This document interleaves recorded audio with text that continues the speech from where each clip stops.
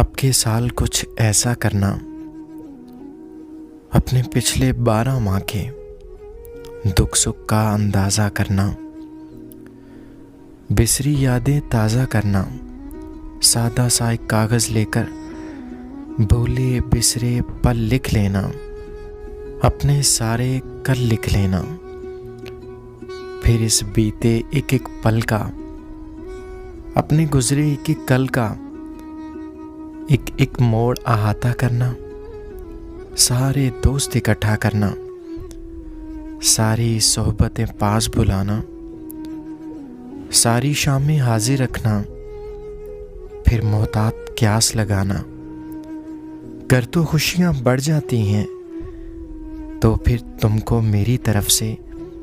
آنے والا سال مبارک، اور اگر غم بڑھ جائیں تو مت بیکار تکلف کرنا، دیکھو پھر تم ایسا کرنا،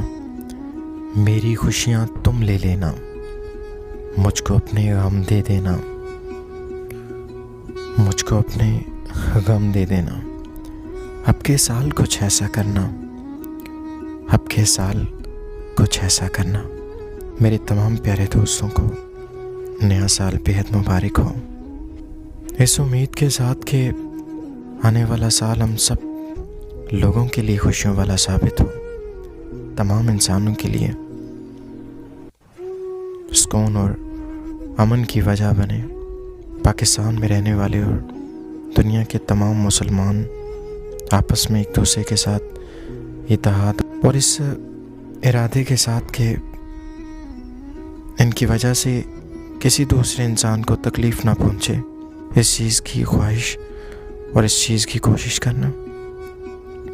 اور اس کے ساتھ تمام وہ لوگ جو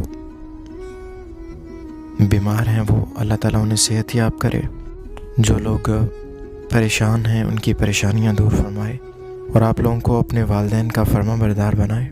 دوسروں کے ساتھ اچھائی کرنے والا اور امن کو قائم رکھنے والا بنائے۔ اپنا خیال رکھیے گا۔